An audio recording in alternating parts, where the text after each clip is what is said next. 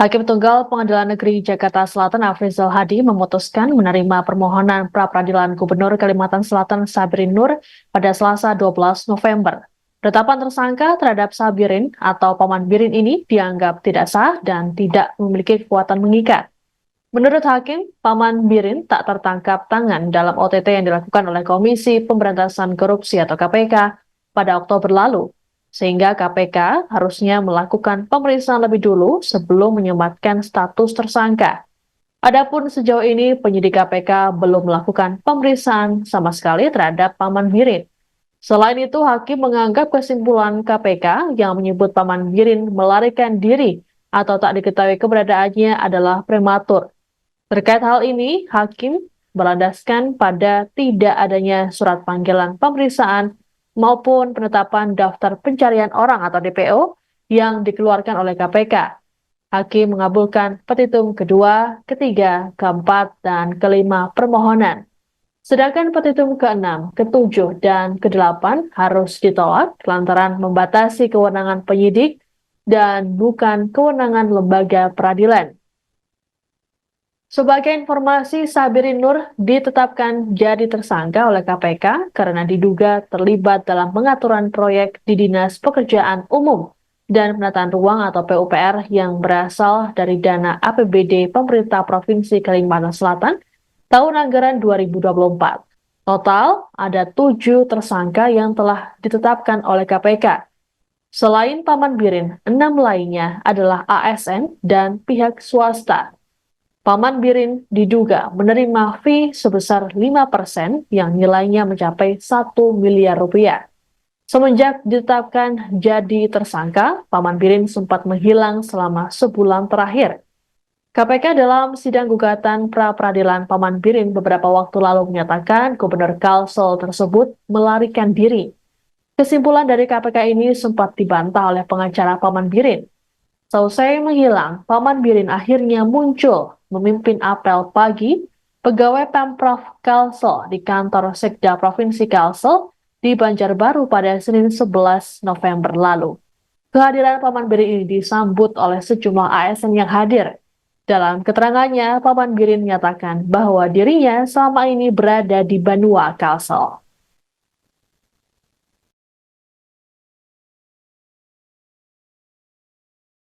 Komisi menyatakan tuntutan provisi pemohon dinyatakan tidak dapat diterima.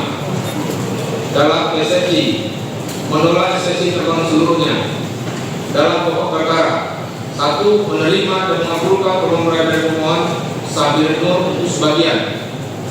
2. Menyatakan bahwa perbuatan termohon yang menetapkan pemohon sebagai tersangka merupakan perbuatan yang sesuai dengan tentang dengan hukum dan dinyatakan batal. 3. Menyatakan tidak sah dan tidak mengikat tersangka terhadap pemohon Sabirin Nur oleh termohon.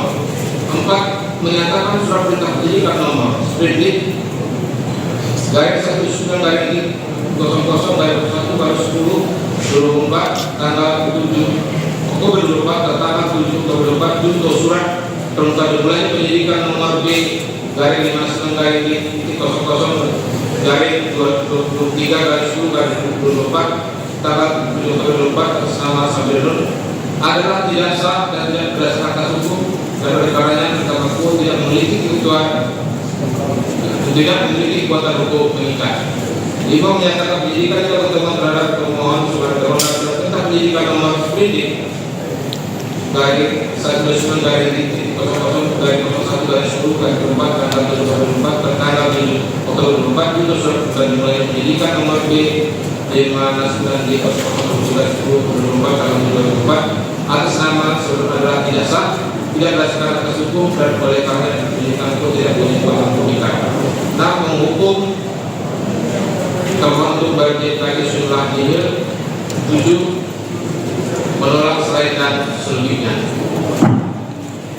Demikian diputuskan pada hari Selasa tanggal 12. Keputusan pra-peradilan. Ya, tadi seperti kita dengar bersama-sama bahwa permohonan dari Pak Sabirin Nur melalui kuasa hukumnya diterima sebagian, tetapi hal-hal yang pokok terutama mengenai penerbitan sprindik, penerbitan SPDP, dan kemudian penetapan tersangka dari Pak Sabri Nur dinyatakan unprocedural, sehingga seluruh isi atau substansi dari penetapan tadi dinyatakan tidak sah. Sehingga oleh karena itu tadi juga kita dengar sama-sama terkait dengan melarikan diri, kemudian terkait dengan pemeriksaan absensia, itu pun sudah dipertimbangkan dengan cermat tadi oleh majelis, yang pada intinya kita dengar sama-sama bahwa Pak Gubernur tidak dalam status untuk melarikan diri karena tidak ada surat penetapan untuk melarikan diri, apalagi tentang DPO, sehingga proses perkara ini tetap diperiksa. Itu saya kira. Berarti statusnya sebagai terperiksa? Sekarang Pak Sabri Nur kembali kepada asal, tidak dalam posisi apapun karena penetapan tersangkanya sudah dibatalkan.